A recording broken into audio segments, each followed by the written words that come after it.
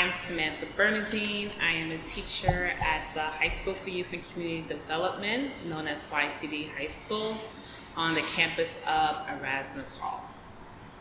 This is my 7th year, and today is the last day of classes, so I'm ending my 7th year. So Erasmus, before it was broken into 5 individual schools, still has a reputation of being the Erasmus of the 80s and early 90s. However, each principal on campus has made it their mission to address and separate themselves from the ideas that people had or the reputation that Erasmus had back then. So you see students that are coming from different communities, different educational levels. Each school is bringing a different spin in regards to academia, different opportunities to our students here. So back in the 80s and 90s, we're talking about New York City, where its government was failing. The city was actually bankrupt.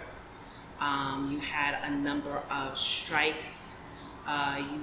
We were in the crack epidemic, crack cocaine, but mostly the crack epidemic that was hitting predominantly Black and Latino communities.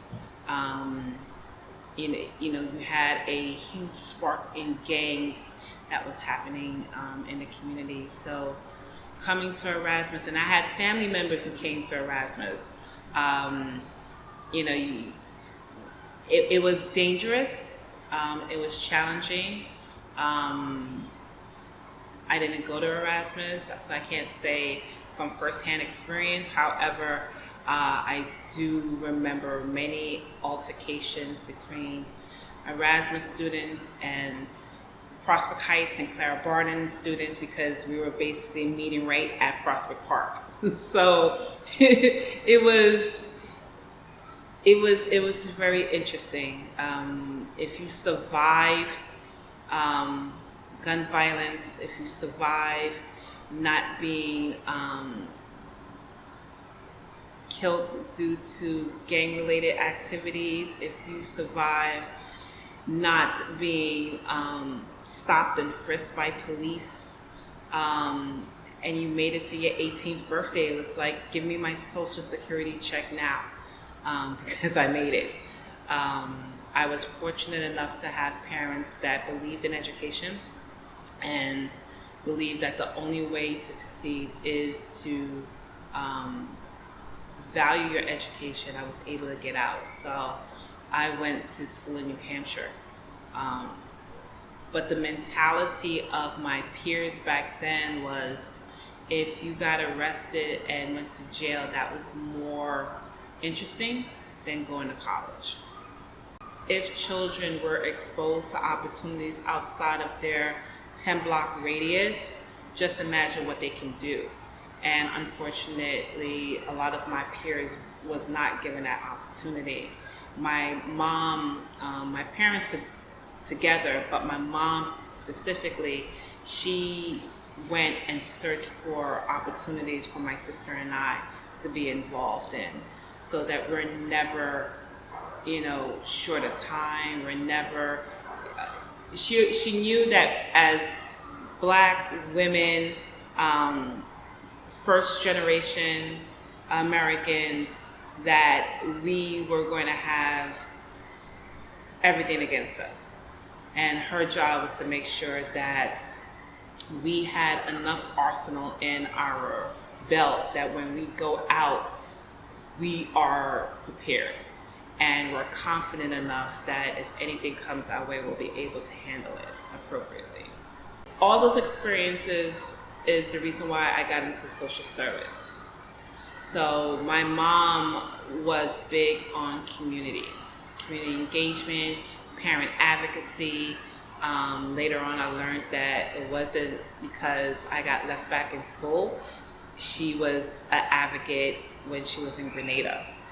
So I was like, okay, so it must be in the blood. But here in America, she didn't know the educational system. And when my fourth grade teacher left the entire class back except for like 7 kids, and the school was saying you should sign her up for special education. My mom didn't know exactly what that meant. And special education is much different than it is now, which is why I'm a special ed teacher. And because of her tenacity, she asked my former teachers, because she couldn't understand how this young girl was an A student up to 4th grade, what happened. And one of the teachers had told her, if you sign her up to special education, you will be destroying her life. And from there, she wanted to know more about education. She wanted to know how does education work in this country.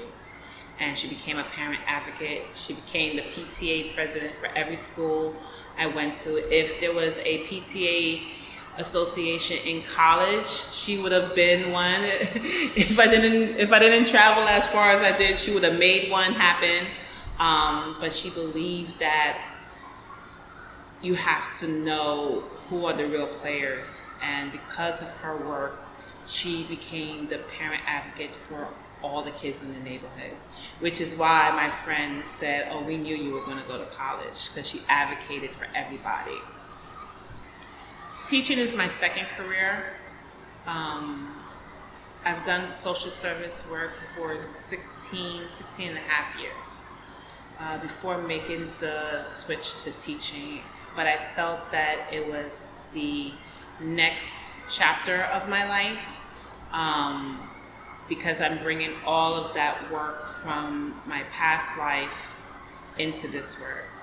Teaching is not just, assigning work, making sure that children know how to read at their grade level, giving them the necessary support in that particular subject. Teaching today is way beyond that. You are their aunt, their uncle, their big sister, sometimes their mother. You're their cook, you're their social worker, you're everything to them. A school building, if there's anything we learned from this pandemic, a school building is an extension of a student's home. Sometimes it's their home, period. We have students that are in foster care, that are in domestic violent relationships with their own intimate partner, in violent situation with their parents. And this is a safe haven. And if anyone that is looking into getting into education and thinking that I just want to teach history, you're not going to be able to connect to students. They need adults that are going to listen to them talk about Stranger Things. So I cook for my kids. They always know I'm the snack person. Well, all of them. And when I say all of them, I mean the whole school. So I have staff members that's like, I know you got some snacks somewhere. Where are they? Could I get some? I feel that cooking is a way of showing my love for them. Also that a lot of our students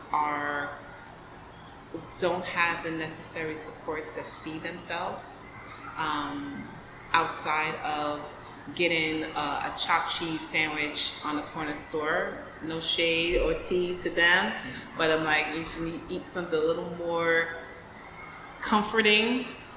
So, due to the help of Flatbush Mixtape of helping us build our pantry, I'm able to make, real homey foods that they sit and truly enjoy. I'm going to say courageous. And I was battling between courageous and resilient. And the reason why I say courageous is that the members of the Flatbush community, most of them are from the Caribbean diaspora. And even with the changes that are happening, you'll still see, smell, and taste the culture. So even though buildings are being built, they're being pushed out, in my opinion, from their neighborhood. Their fingerprint is still here, and that they're still courageous to express their love for their native tongue, their native language, their native culture. So I'll say courageous in that aspect. I would love for the redevelopment be for people who have been here, struggled here, lived here, shed blood and tears here. And as much as people will say, well, don't you want equality? It is not about equality, it's about fairness. And I feel that Black and brown people constantly have to struggle and fight and scrape and survive. And it's like, when do I just live? And why do I have to be pushed out of something that I helped build and I can't reap the rewards of that? Housing is everything, and if you can't lay your head and rest, you can't do nothing. Everything gets affected. The quality of life just deteriorates. So as you see homes being built here and there is a homeless population still here, you can't say, well, we're bettering the community by what? No. I think right now in Flatbush, the housing market is one of the biggest concerns. And I see it also in the eyes of my students, because we do have students that live in shelters, that travel as far as the Bronx to come to school. To have access to to have access to a bed that is comfortable enough that when they wake up and come to school, they're rested enough to even hear what I'm saying, versus falling asleep in the stairway because they couldn't sleep because they're sharing a bed with their siblings.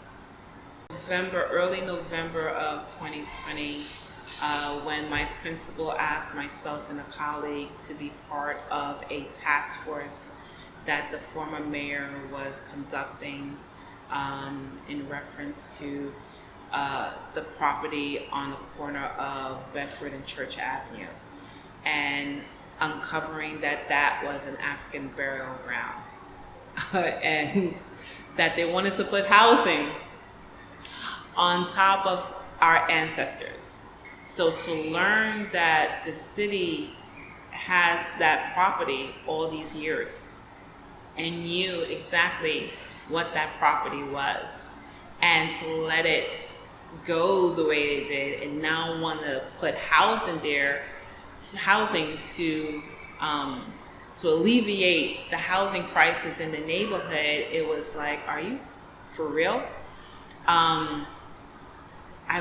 want the community of Flatbush to know that their history is so rich and yet so hidden, and that now is the time, with this, as we're coming out of this pandemic, as we're still in, even though we don't see the marches as much, we don't see the protesting as much, but the work of the Black Lives Matter movement, the social justice unrest that people were forced to see as well as encouraged to participate, I don't want that to leave. I want us to continue to be sophisticated in our approach, that they know that this burial ground is attached to us in so many ways, and that when they pass by, the work of the Flatbush African Burial Ground Coalition and other members of the community come together and, spread the word that this site is sacred land. We need to hold ourselves accountable in making sure that the city doesn't take advantage of that once again. That no one no outsider comes in and wants to whitewash the history of our contribution to this country and contribution to this city and this neighborhood.